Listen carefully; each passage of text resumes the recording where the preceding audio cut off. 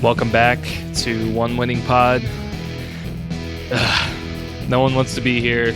I don't think anybody wants to talk about it, but we're here to talk about it.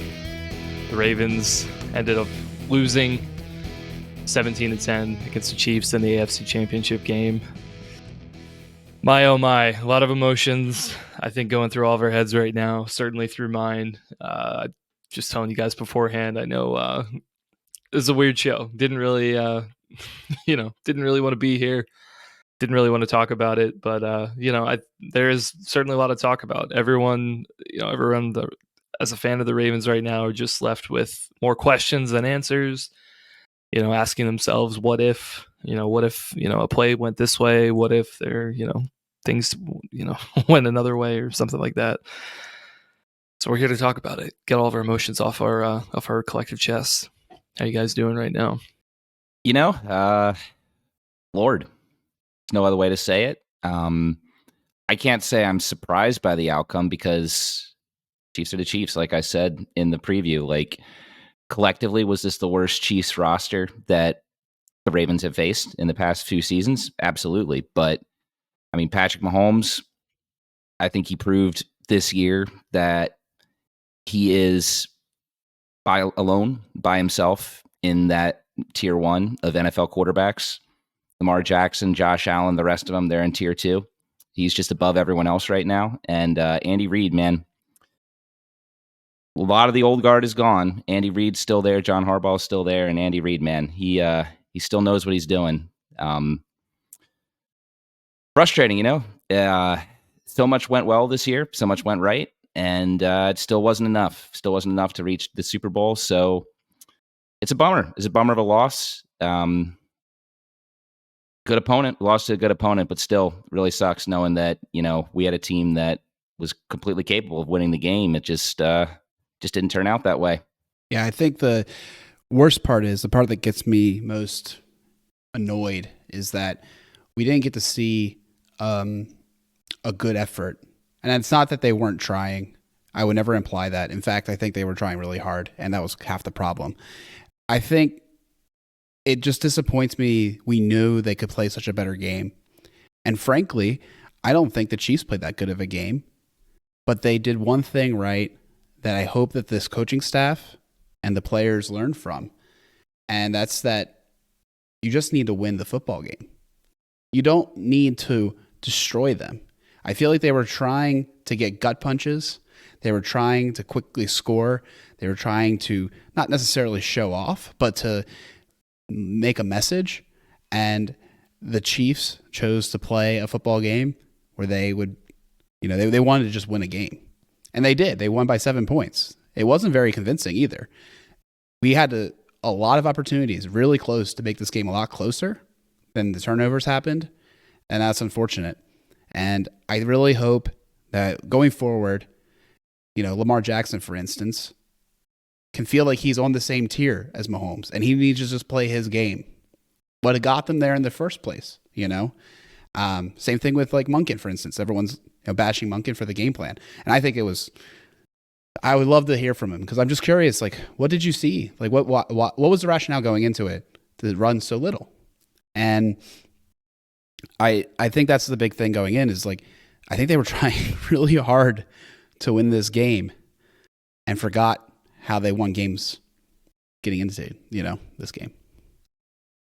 Yeah, I mean, certainly from, talking about the Chiefs, I just look at their game plan of, they relied really heavily on the run game. I can't remember how many attempts Pacheco ended up with, but it was in the 20s. 24. And it's 24. Yards per carry was pretty low. I think the Ravens run defense did a great job, but it was enough for them to grind out clock. And obviously Mahomes being who he is and, Kelsey being who he is, they could convert and have these long drives. And, they scored a couple times. But, even in the second half, they were just grinding clock. And yeah, I mean, I think, you said it, Alec, in the beginning of the game. You're like, the Chiefs are doing what no other team right now could do against the Ravens. And that's just, having these long drives and going down and score. And yeah, it's all they need to do. You know, it's certainly frustrating. It just felt like it definitely felt like, you know, the Ravens wanted to try and like kind of like get that quick score to get back on top, and then kind of like, okay, now you hit like, you know, their game plan of like, let's grind out clock, let's keep scoring, let's, you know, get up multiple scores kind of thing. But they just couldn't, you know, they could never catch up. So many you know, so many mistakes too. You know, the Zay fumble at the goal line was just like, man, just the worst timing. Yeah. And think about it too, right? A week after you had the same thing happen to the Chiefs. I mean, like, yeah, freaking poetic, man. It's like the worst poem ever, but like, my God, terrible luck. it is. It is bad luck, and that's the thing that's so funny. You know, I appreciate Harbaugh's answer about that. He's like, we coached them to dive with two hands. He dove with two hands. And at the end of the day, a good football play was made. Now, we had a conversation in the stands. You know, he didn't need to do that. You're probably going to score anyways.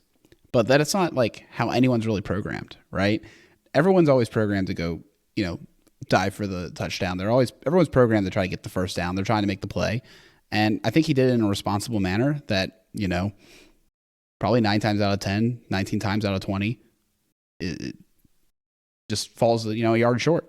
And you get another set of downs. And unfortunately, the Ravens, kind of going back to like them trying to get the kill shots or trying to make big plays, they just got the wrong side of variance several times.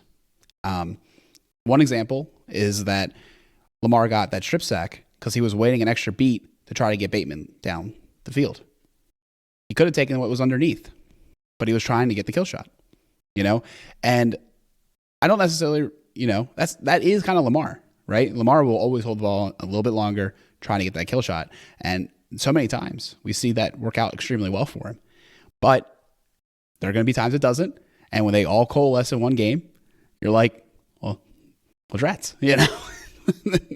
It just results in a very annoyingly disappointing letdown of a game where you just know this team thinks that they could beat them if they had another shot. Maybe if they even had another quarter. It was really one of those things that the defense had to figure them out. You know, they only let up one play in the whole, like, you know, last 35 minutes, so to speak.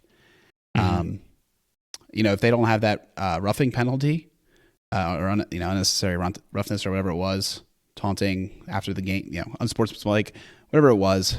I think that they were going to run out the clock, you know, like it didn't seem like they were trying to run down the field.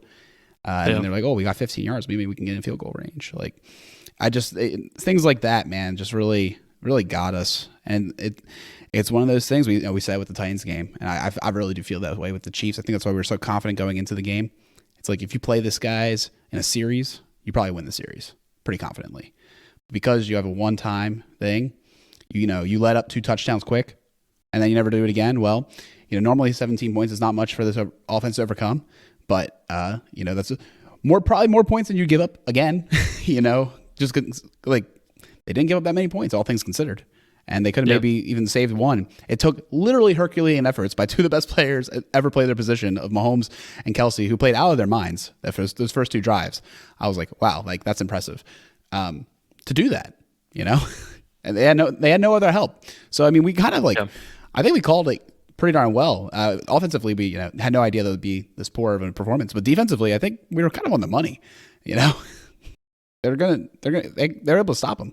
You know, you can kind of look at it. I think there's probably like 2 or 3 plays on offense where they go the other way. I mean, you know, it looks very different. You know, obviously that Zay fumble, it was just a, you know, backbreaker, particularly just like the touchback as well. It's just like, okay, you're giving the ball back, but then there's no chance of a safety at all. Now they're at the 25 and you're like, oh great, now another long drive. You convert that's 7. You know, the likely pass, I think it was just like a poor decision. Honestly, I'm still surprised that, you know, PI wasn't called on that play either. I think it was pretty questionable. But you were even surprised? Yeah. Everyone in Baltimore was. I think everybody not a fan, or everybody in Kansas City, I think, was probably like, "Oh yeah, it's just a terrible play." Which, I mean, to be fair, like I don't think it was a great decision from Omar. I think it was a little bit late. I think he probably should have gone to somebody else. But I can understand going for that and be like, "Hey, that's blatant PI. Let's call it." And it's just not getting the call. But anyway, I mean, you have those two plays flipped, and that's an extra 14 points. That's enough to win that game. Sure. And I was kind of waiting for Peter to get back to bring up that exact play, the likely play, because Lamar said in his conference that he's like, well, I saw Tampa 2. He's like, I think that likely can make a play on the ball, and it's what he's thinking in his head is they're gonna either PI him or he's gonna catch it.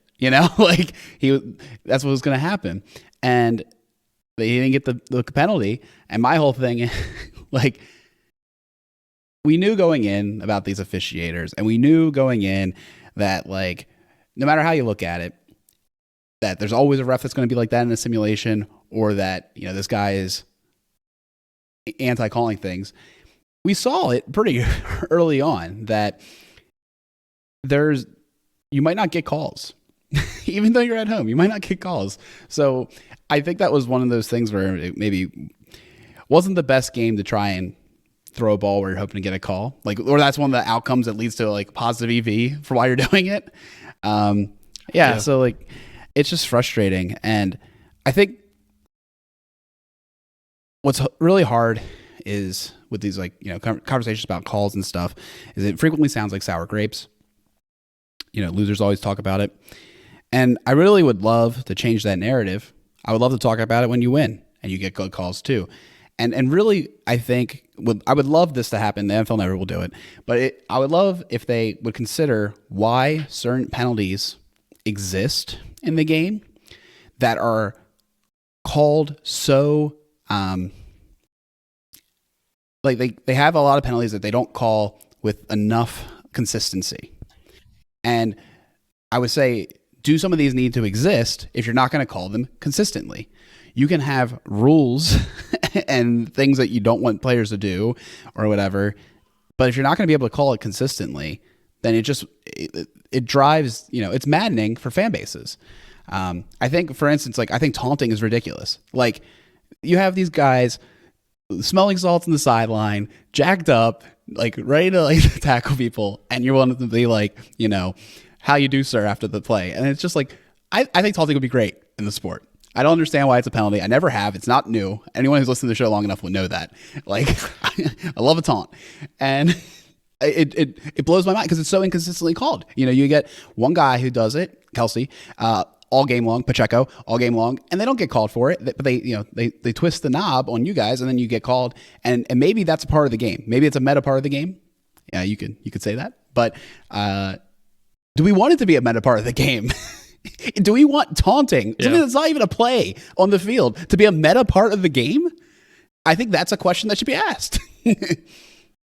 I mean, I really don't have too much comment on that, to be honest. I think that's kind of a conversation for the off season. Maybe the rules committee will take a look at it.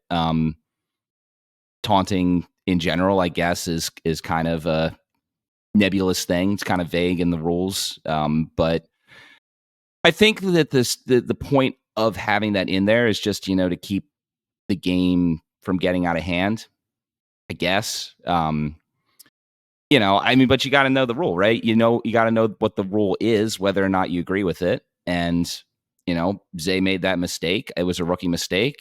I don't blame him for it. I think that I'm actually kind of happy that he did do it. And the penalty didn't bother me in retrospect. In the moment, sure. But in retrospect, Peter next to me earlier was very upset about it. Oh yeah, I mean, that's the thing. There's things that you experience in the moment, and then you think about it afterward.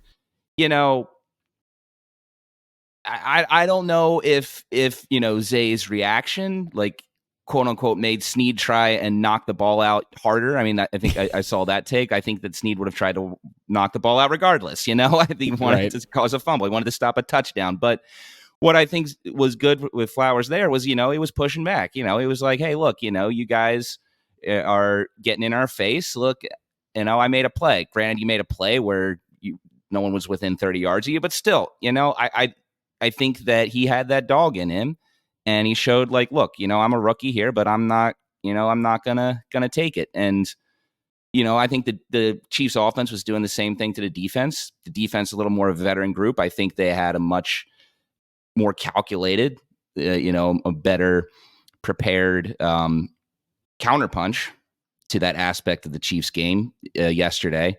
The offense's counterpunch didn't go as well, and ultimately, unfortunately, cost the game. I think just they lost the mental battle in that matchup. But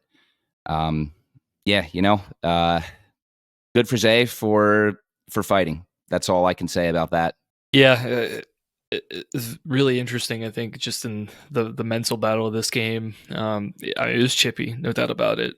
We're talking about like the taunting being called in some situations, maybe not in others. Like, I could tell you, like, during the game, like, I'm probably speaking for a lot of people here, like, frustrated why, like, Kelsey or other people on the Chiefs, like, why weren't they getting calls? Particularly on the Chiefs offensive side, because they were getting chippy with their defense, and you could see like a lot of late blocks and things like that, and like but regardless of that, like it just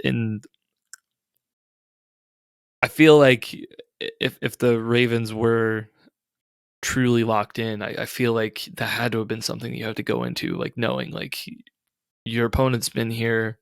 They know that you think you're like confident, right?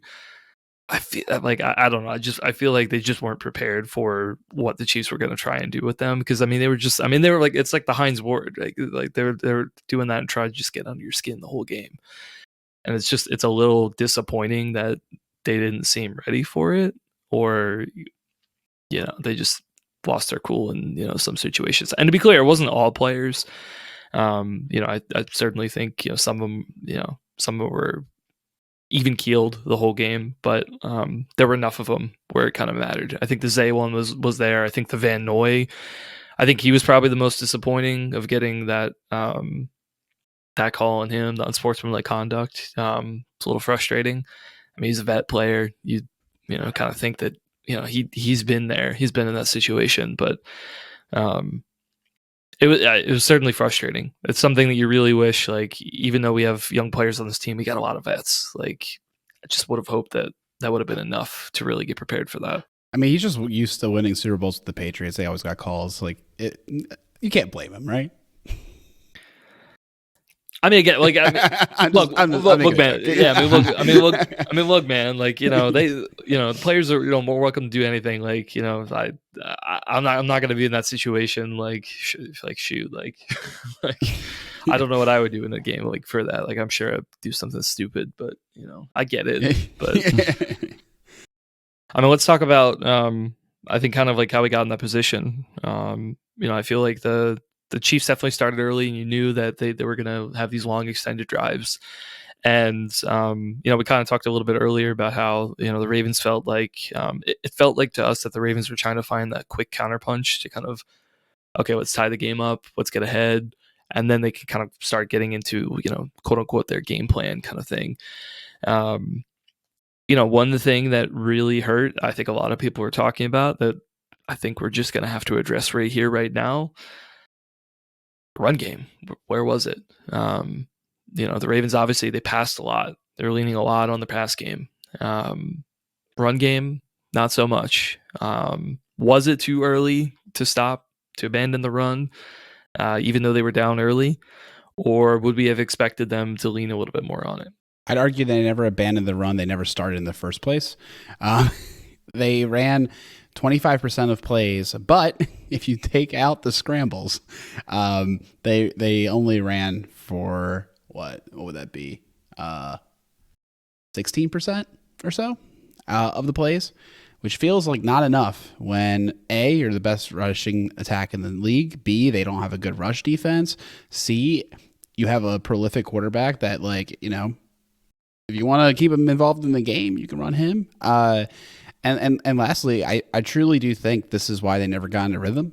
But we just didn't see the Ravens, like, drop back and pass a million times. And actually, another thing I would say is if you take out the 1 yard dive plays, essentially, like the running plays we did because we wanted to get 1 yard and a new set of downs, like first down runs, second down runs, we only had within structure, we only had like 3 of them. What? It's a baffling game plan. And like I said, I'd really love to hear from Monkey because I'm just curious. Like what did you see? Like what were you thinking? What was the rationale? Like I this isn't me being accusatory as much as it's just like I'm genuinely curious. I mean, yeah, it's interesting. I was thinking about it some on my drive home from the office today and just trying to think back, okay, what was going on during the game and why were they in that situation? And I think that the argument you could get is in the moment you're looking at the game that on the second drive of the game, it did look like, okay, we're going to try and run the ball. They did, they had the fourth down draw play with Lamar where he got the big chunk. Gus Edwards had the big 15-yard chunk before that. And then right after that, the drive's over, that long pass to Zay for the touchdown. But then, so the game's tied 7-7. You just had on that first drive there, the Kansas City Chiefs chew up a decent amount of clock. So almost 6 minutes of clock on that first drive to get a touchdown. And then the second drive they do eats up 9 minutes off the clock for the second touchdown in the game. And this is where I think probably the issue came, because you're looking at that point in the game and you're getting the ball back for your third drive of the game 4 minutes into the second quarter. And your defense, which has, been among the league's best, if not the league's best, is, just getting carved up, just giving up these chunk plays and then, just letting in a touchdown. I think there was a panic moment there where the Ravens may have fallen into the trap of thinking like this is going to be a shootout. We're going to need to do big plays to get into this game. They're chewing up so much clock. We gotta shorten this up, and try and make some big splash plays. Which, in retrospect, of course, it's very easy for us to say like, that doesn't sound like a winning formula. But if you're actually the coaches, you're actually the players, and you're looking at how this situation is going, a situation that was not completely foreign to what the Ravens have gone through this year. I mean, we've seen multiple first quarters where the Ravens have had exited down by a score. You look at the game against Miami, the game against the Rams. I think they just kind of let the moment get a little too big for them, and then it goes back again to what we're talking about, the experience of that Kansas City staff, those Kansas City players. It's just little things like that when we're talking about two excellent organizations, excellent rosters. Those tiny little differences can speak volumes and have a huge impact on the outcome of the game. And just, I think the experience of the Chiefs helped them to stick to the game plan they had coming in, and the inexperience of the Ravens staff just caused a little bit of panic. Yeah, on this topic, I'm so iffy on it. Like I do think it was imbalanced. I feel like that there needed to be more runs, but from what I do remember, there were a lot of stacked boxes, and I think just from like a numbers perspective, it's really difficult. Also, knowing going into it, obviously the rush offense has been good, but I think we've been talking about even for weeks that there's some cracks in it. Gus was kind of looked a little gassed for a while. Hill was getting better. He was trending up. Certainly had some of his best games the last couple of weeks. But even on a couple of plays, you kind of saw him in situations where you're like, why is Gus not in the situation? And then he ended up getting like a yard. Those are kind of dead run plays, in my opinion. Yeah, I mean, at some point you got to commit to it and, probably do it enough. But I think if the situation were reversed and we ran a lot but weren't successful at it, we'd be having people ask, why didn't you pass the ball as much? I mean, that's what we had in 2019, 2020. It was like, you have this run game, and the run game doesn't work. Why don't you pass the ball? You can't pass the ball. Why don't you have receivers to pass the ball? Now we do, and everyone's like, well, why didn't you run the game? We're number. You're in this like never-ending cycle. I think at the end of the day, like whatever the offensive play calling in the first half, agreed, it was not not really acceptable. The touchdown to Zay, great play, great improvisational play, was not expected whatsoever. Was not schemed up that way. It just happened. Lamar made an excellent play to get out of the pressure, and Zay was able to get behind his guy, and it was a great throw. But besides that, very little good, I think, from the offense in that first half. It was just not good. Particularly that it was like the 2 or 3 minutes at the end of the second quarter. We get the ball back. We're like, tie it up, get close, right? Get something here. It's a 3 and out. Like, are you kidding me? Like, it's one of the biggest drives you could have, going into halftime, get up a score, because the Chiefs are going to get the ball back after that. And they don't. And they give it right back to them. And they end up getting the field goal off that. And I'm like, that's one of the worst outcomes you could have. It's terrible. And I mean, first half, just not acceptable. The only thing I'll just say for like the run pass for the second half, though, is I felt like, aside from those couple plays we talked about, of the fumble, the throw to Likely, like the offense was humming.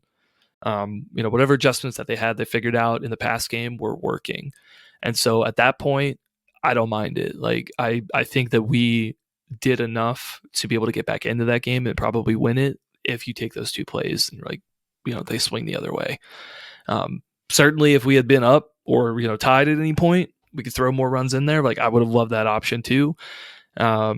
It was really just the first half for me of just like something was not really working, and whatever that game plan was, that wasn't it. You guys have both provided really good points about like how we got into this game flow, and I really like enjoyed hearing that. I think it's interesting that Gayfish called me a masochist, and I think he might be right sometimes. But I did watch the TV broadcast in its entirety, which I don't recommend, by the way, to most folks. But I will say the only thing I got out of it that you may not get in the condensed version, which I normally watch instead for rewatches, is that they interviewed Harbaugh on the sideline, coming in the second half, and they asked him about like the defense and like how well they've been running offense, and he's like, I think we figured them out at the end of the half. I'm feeling pretty confident about our guys going forward. Sure enough, they did, right? So I think I really liked Peter's point, but I just wanted to bring that up because he did say that for people who watched the TV copy, and it's like, dang, he was right about that. Like, what if they would have made other adjustments? But then to Chris's point, in many ways they did, and they had more success, even if it was passing. They did have some more success. The thing that is super frustrating is that none of the drives that the Ravens put together felt cohesive on schedule. A lot of it had improvisation. A lot of it had luck, extended plays. And yeah, you love the extended plays. We've been living with extended plays for a long time. You just don't love when that's the only thing. The only thing that goes right is improvisation. That's a very dangerous way to live. And it's something we need to look forward to next season, is really like hammering home the ability to be on schedule. I love that we have the second play that's so powerful. How can we make the first play never get to the second play? More often. You're never going to completely lose, get that way, but more often. I think that's something that this offense really would like to work on next year. It's interesting that Harbaugh said that they had figured them out, because it did not seem to me like they did. What proof do you have? I know. I completely get it. Like, out of context, he's like, right. I think we're starting to figure them out. And you literally just said that, and pointed out how much of that second half offense was improvisation, which is by definition, you didn't figure out the defense because you're having to work it out on the fly. No, the defense had figured out the offense of the Chiefs. Yeah, 100%. I mean, the box score shows that, right? Yeah. No, the box score, yeah. Second half. Sorry, that's what I was saying is like if they thought they weren't going to score anymore, you don't need to chase like that. You know, you don't have to be like constantly chasing. And then I misspoke. Yeah, your take is completely different now. Now that they understand what you were talking about. Not that the offense had figured out the defense, but the defense had figured out the offense. Okay, that now I'm on. Thanks for clarifying in case I like misspoke, you know, to the rest of the audience too. So yeah. Yeah, I mean, so going back to the whole run game, you know, my thing with it again, like, you know, I'm just speculating as to why they may have made the decisions they did. Obviously, I don't know, and I can't say what decisions I would have made had I had the pressure of actually having to figure it out. But, you know, I do think that the decision to completely abandon the run was not the right one. And even if the game had still been a loss, but they had still tried to get carries to Gus, tried to get carries to Justice, tried to run Lamar, I mean, I would have been fine with it because we talked going this week. Everyone knew, how do you attack this Chiefs defense? You do it on the ground. You know, we saw Josh Allen run all over them the previous week. We've seen other teams, like this team's been on national media a lot this year, obviously from having been the previous year's Super Bowl champions.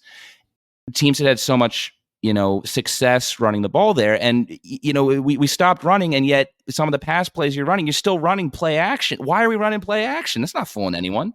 They know what we're doing there. it just, you know, I'm of the mindset, like, I would have rather us lose our way of going our way of football than going off script, because we just, the Ravens this year, they just, very few teams are built to just air it out and completely abandon the run.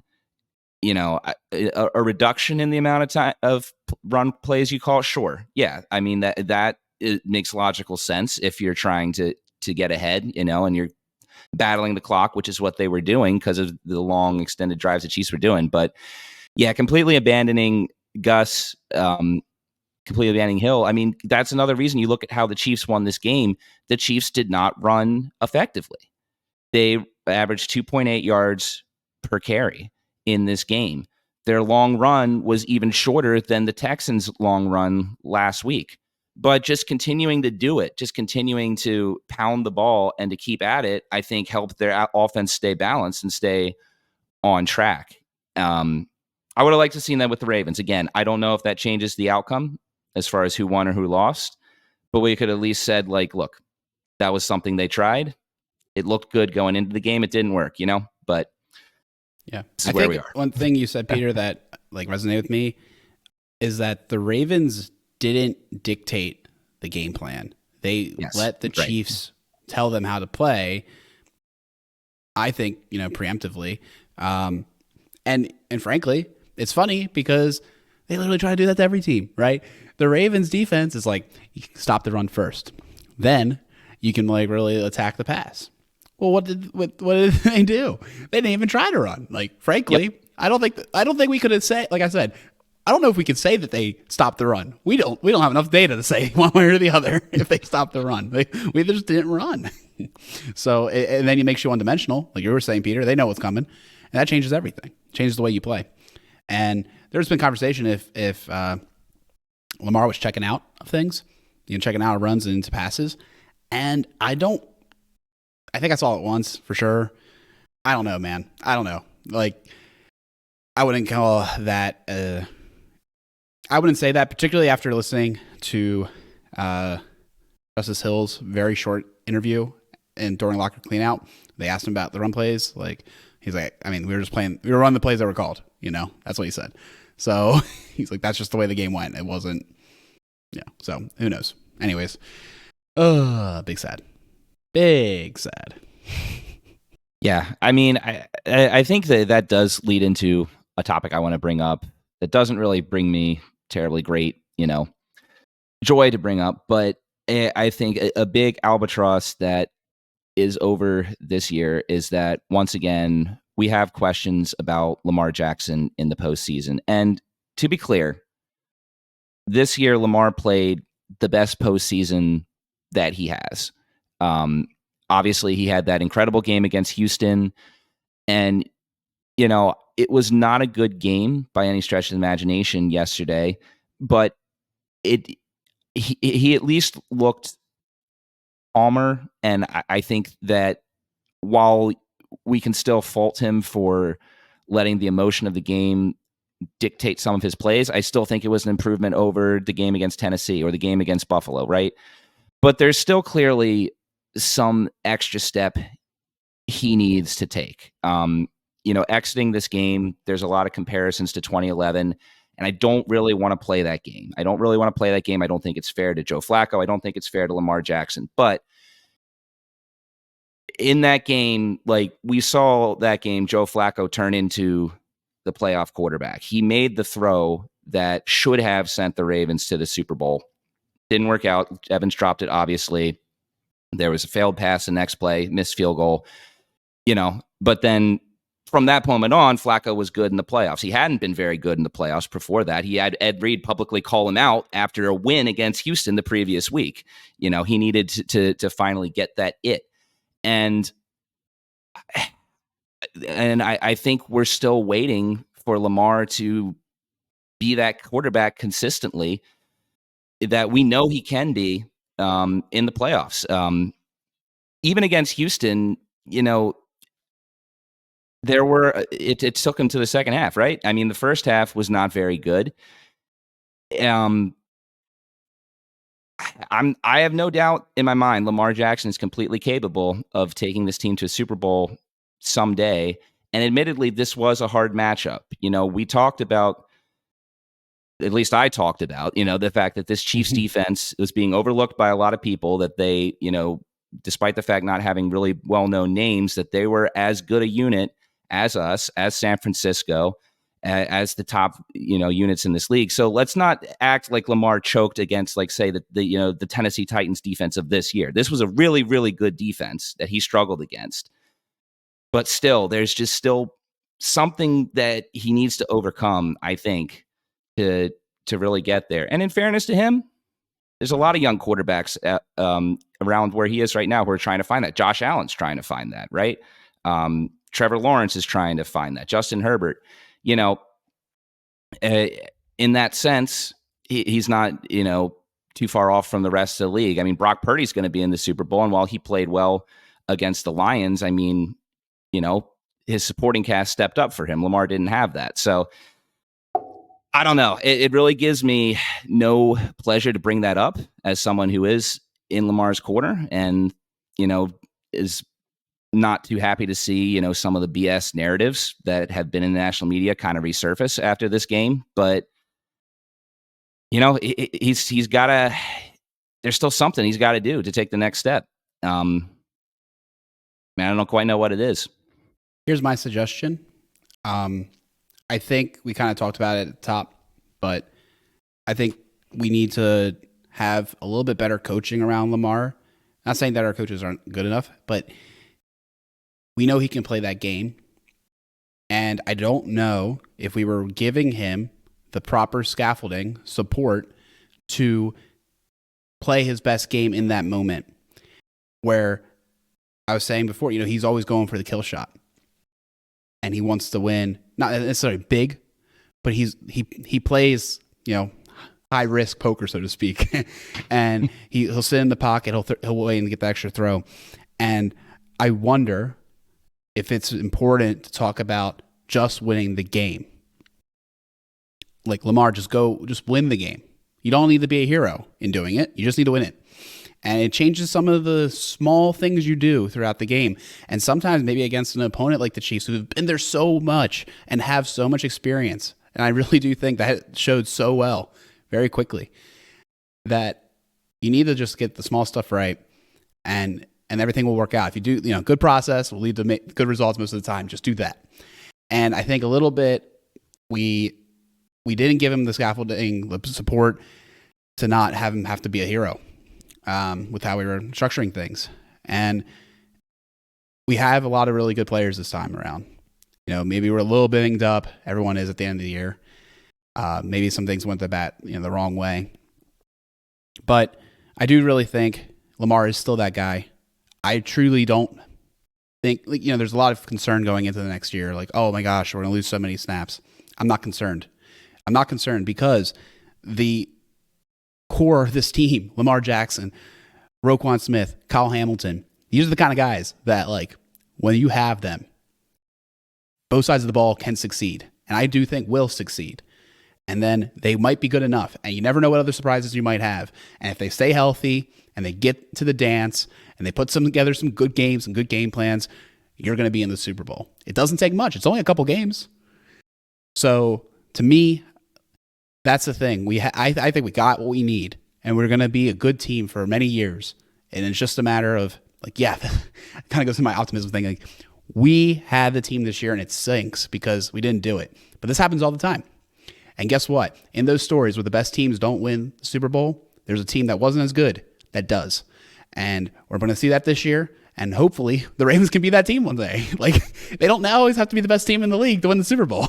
That's actually not how it works. So it stinks because you like to just do it when you have the best team. But that's what gives me hope, is we have a good core. And Lamar Jackson, by far, is number one. And there's no reason to worry about it, in my opinion. I think it's something we all can learn from. Coaching staff, Lamar himself, players around him. But we've got the guys. And I'm confident going to war next year with these guys and seeing the results. Yeah, it's kind of interesting. I want to push back a little bit on kind of what you said a little bit, Alec. But in terms of Lamar playing too much hero ball, I would almost say, like, to me, I don't think it's the same. Like, I would say that of Josh Allen. I think I've told lots of people this. I mean, I'm sure a lot of listeners would probably agree. Of, like, Josh. I mean, Josh is like a gunslinger, right? I think the last drive against the Chiefs in the divisional round, of him taking those shots in the end zone, where there's a minute 50 left or something, to try and go for the kill shot. Then, like, I think situationally that just you can't do that. Like, that's only going to tie the game, or go up 3 at that point. I can't remember the exact score, but that's way too much time for Mahomes to be able to go down and kick a field goal and end up tying and winning the game and everything. For Lamar, I mean, I feel like the couple of high leverage situational plays, like, I'm not sure if I saw the same exact thing. Like, I mean, certainly I think, I will admit, like, the likely one, I'm not sure if that was necessarily hero ball. I don't think it was a good decision, but I don't think it was necessarily hero ball. I mean, that's fine. But that might be the only play that I'd probably say, like, yeah. But for a lot of the other plays, I feel like it wasn't necessarily there. The thing that I do think is a problem, and I think it's going to have to be addressed next year, is I'm not sure if there's enough targets that I think he trusts consistently. One guy, we've been waiting on a lot of things, like Bateman, like, the likely play, Bateman was open on that one, visibly frustrated. He was very frustrated from that game. And I feel like at some point it's just like, I'm not sure if Lamar trusts him enough to be able to make those plays. He trusts Likely. We know he trusts Likely. He puts him in a lot of high leverage plays. I mean, that 4th and 7 a couple of weeks ago where he ended up taking that to the house. I mean, he trusts him. He trusts Andrews. He trusts Zay. But for the rest of the guys, like, I mean, they could be scripted open. Like, Nelly, he gets scripted open a lot, and he had a couple big plays for us there. But when in crunch time, when you're looking for somebody to go make a play and go win the game, I feel like there are a lot of targets there that I don't really think he has that comfort level lift. And to me, I think he's just going for his guys, right? And I think maybe that's just the question of, like, even though we had, quote unquote, a better supporting cast this year, on paper, sure, but I do think that there's a certain level of trust I think that you need to have in those big moments, and it just wasn't there. And I'm not sure how to solve that. If that's just getting better weapons, if that's just kind of building that trust year over year, game after game, and things like that. But whatever it is, we just don't have it right now.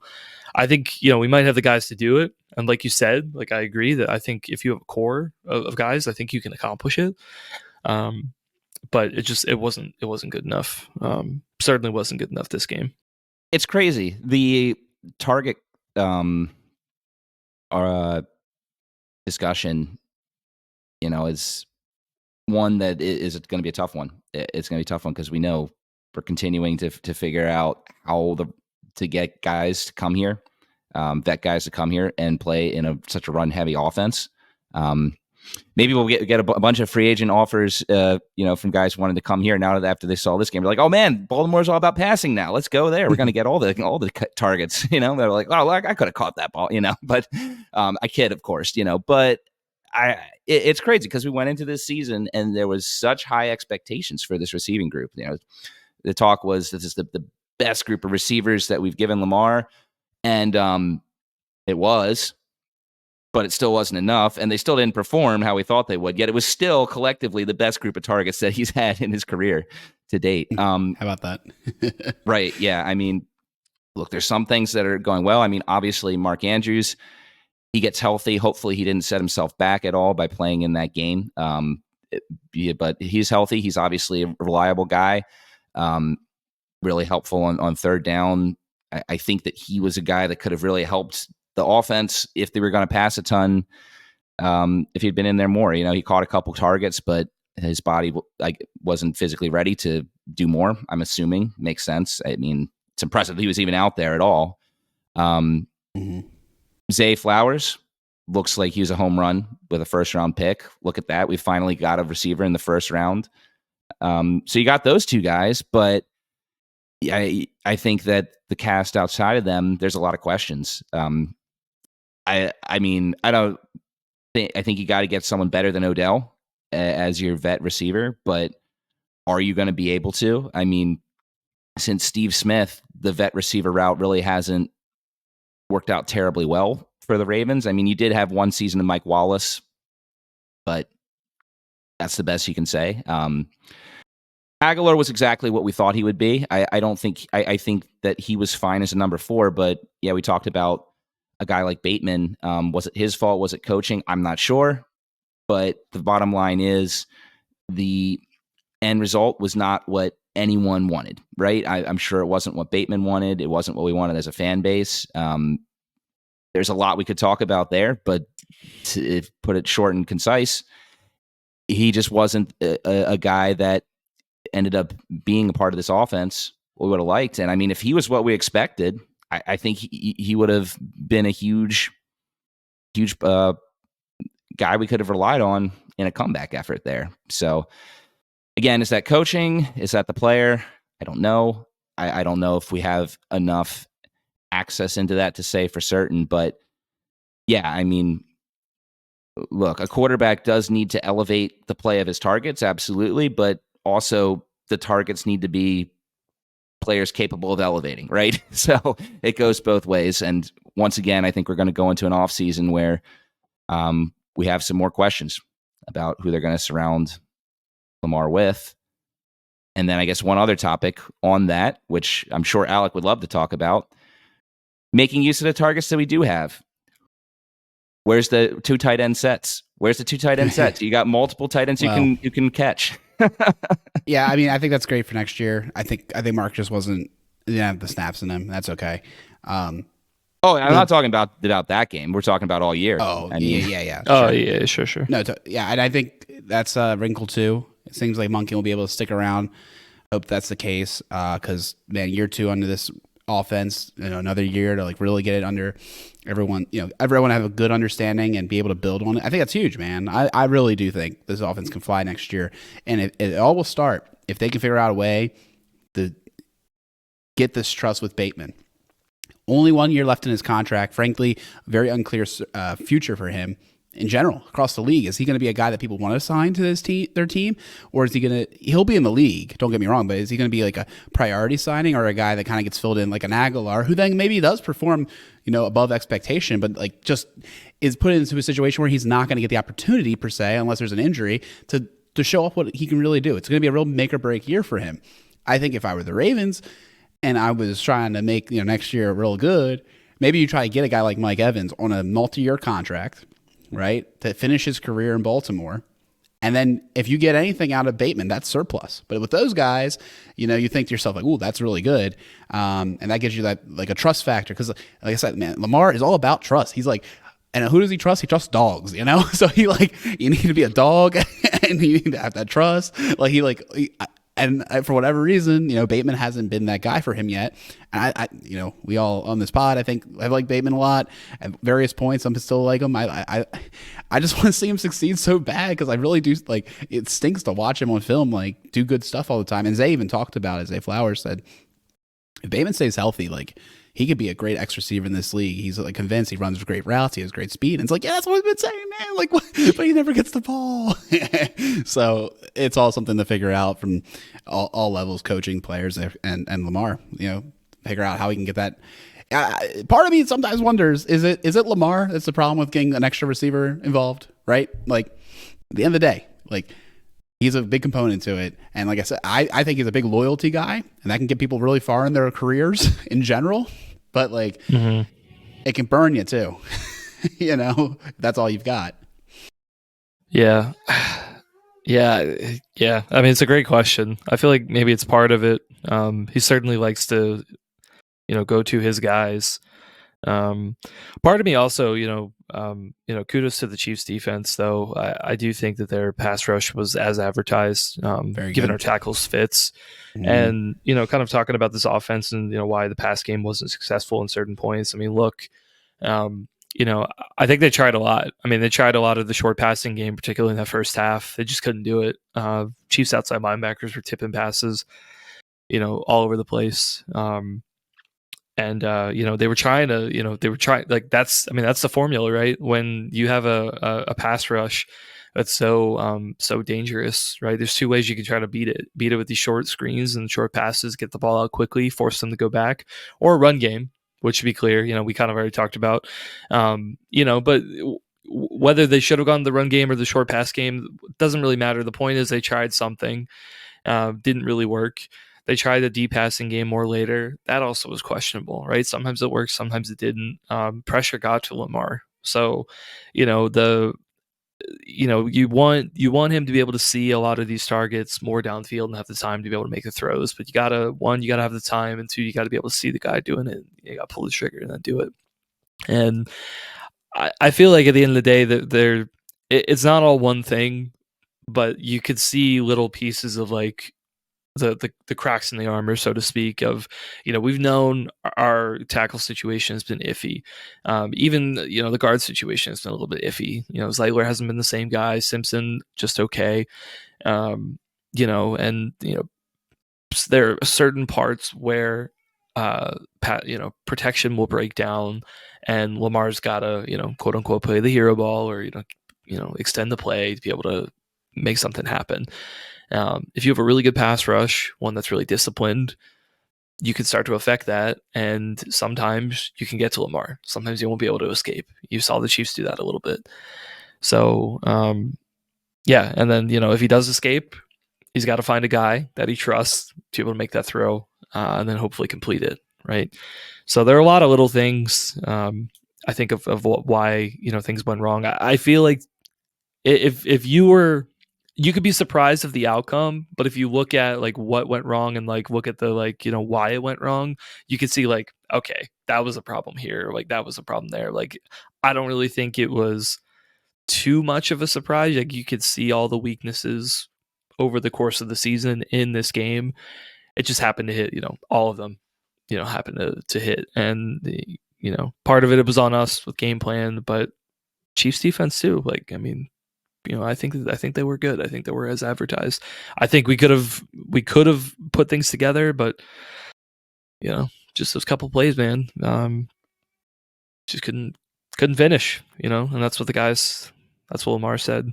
I think just couldn't finish at the end of the day. So I don't know if I have anything else to comment on the game. If there's nothing else, do we want to maybe think our final thoughts on this year and how we think this team will be remembered? It's a shame, man. I mean, this is one of the best teams in a long time, I think. I won't say that this hurts more than 2011. I think that one hurt a lot.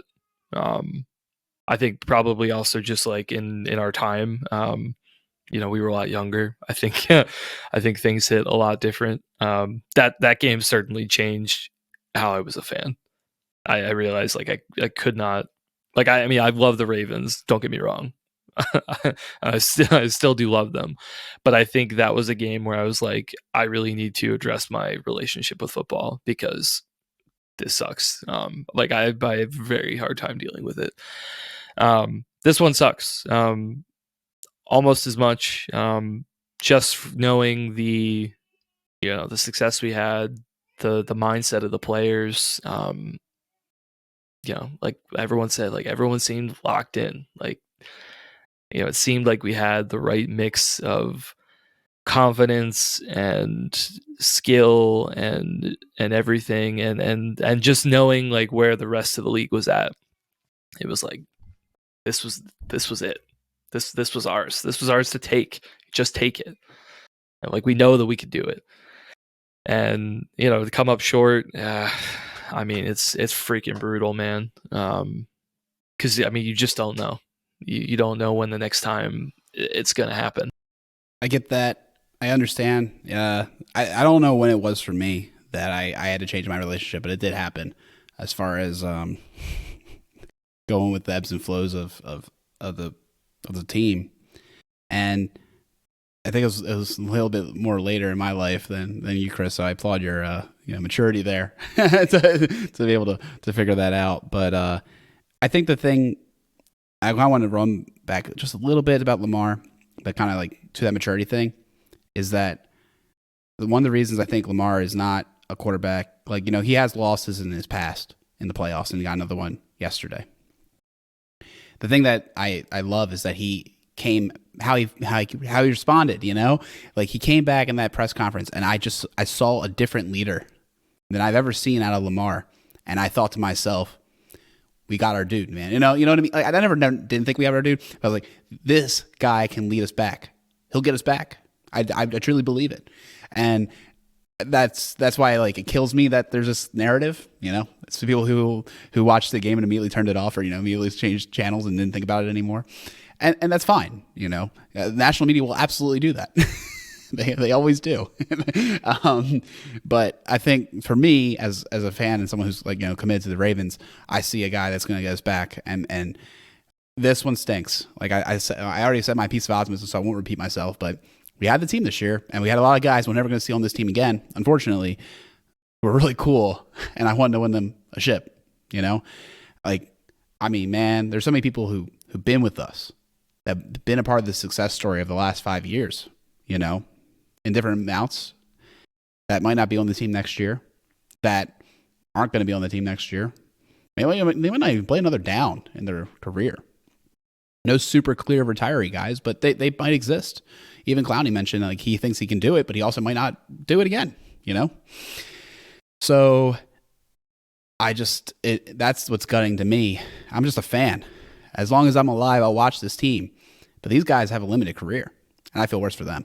So that's what stinks the most. I'm looking at this season two ways right now. One of which is based on what we know, what's already happened in the past, and the other one is kind of some projection. Just looking at some things that happened this year, and seeing, looking at things that have happened in the past with Ravens and in similar situations or other teams. And I think to start with, I look at this season as, and this is going to be a little more of a bummer, but kind of a put the bed to rest on any questions really that we have of were any of these years, 2019 through 2022, lost rings. And I think this season kind of showed that none of them are. The reason I say that is because you look at this team and you look at all the things that we looked at in those previous seasons and say, what went wrong? We looked at the Titans game, like, okay, well, you had the injuries to the star players coming in that game, the two Mark Andrews, Mark Ingram, obviously, right? You didn't have that coming in here.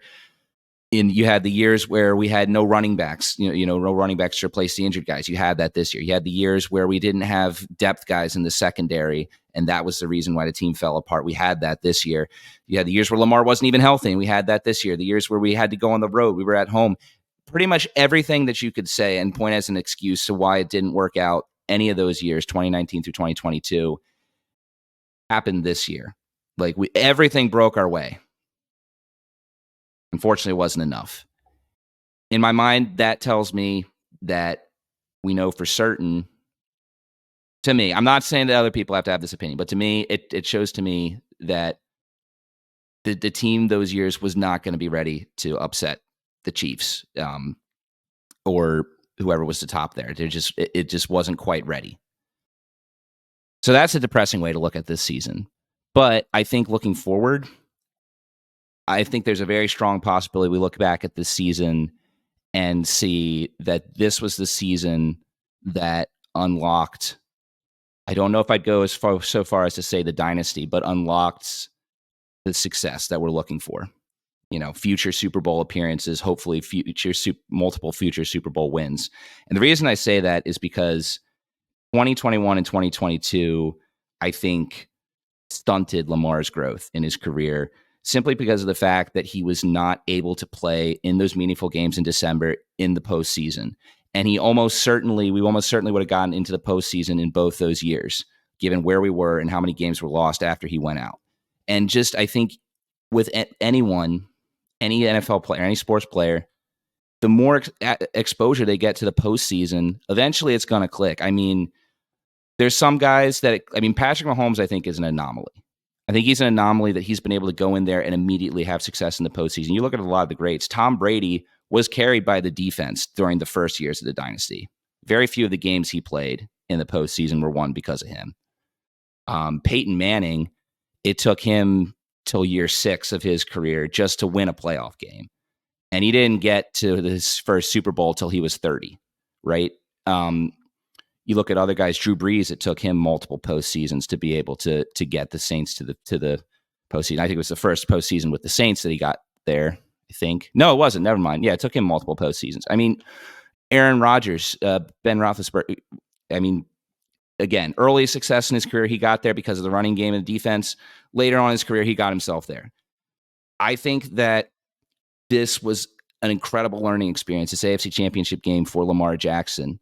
And if he can take it and look at the opposite side of the sideline, like we're saying, look at what the Chiefs did.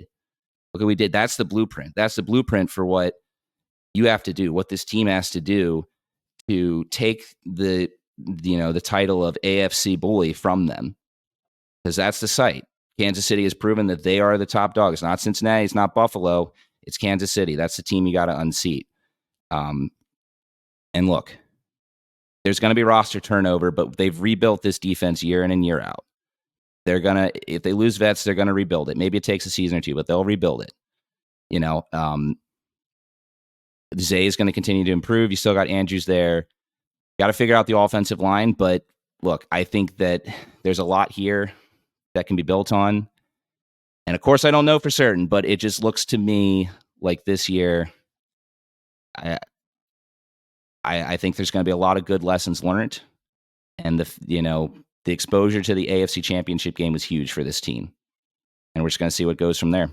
We usually end losses with moral victories, and I don't know if that's something we necessarily want to do, but I wanted to point out that I did go ahead and write up some star treatments.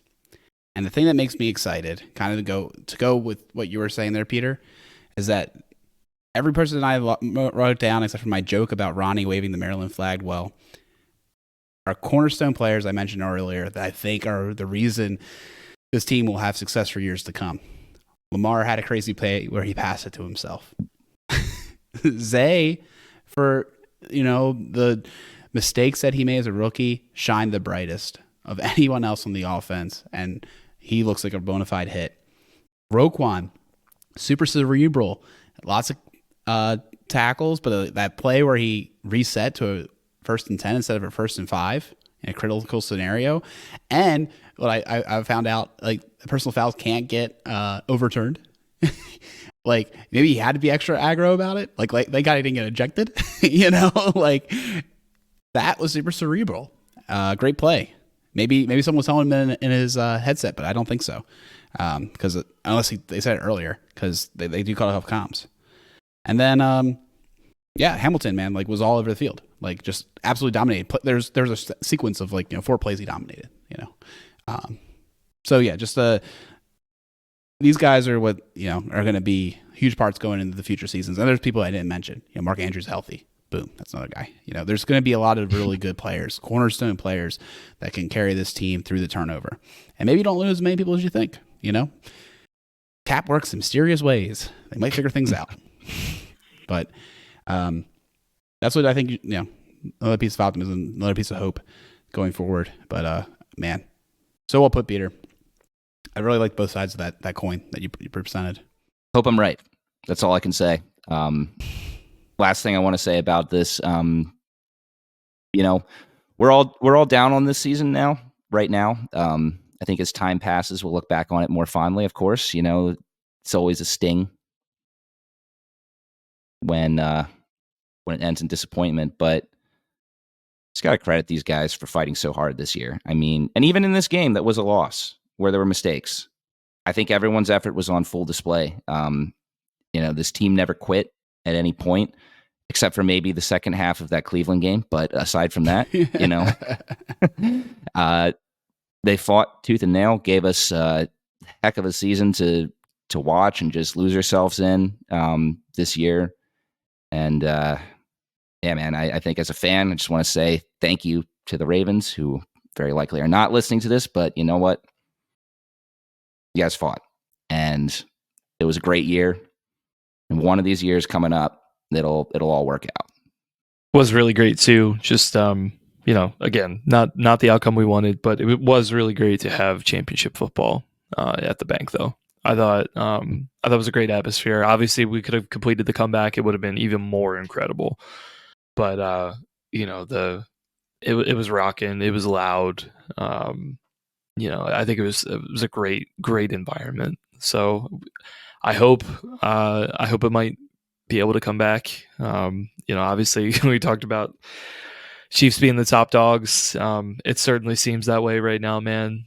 They are the new Patriots for sure. So it's never a guarantee that that's going to happen. But if it did, would love the opportunity again to kind of see it and have the fan base experience that, because that would have been something special. So all too true. Well, there's definitely a little bit more to say about this season, so we'll be back to discuss those things and wrap up. But that's it for now. You can find us on Threads. You can find us on Twitter at OneInningPod, oneinningpod@gmail.com. Feel free to reach out, vent, whatever you need to do. It's a safe space with us, and we'll catch you sometime soon. Go Ravens.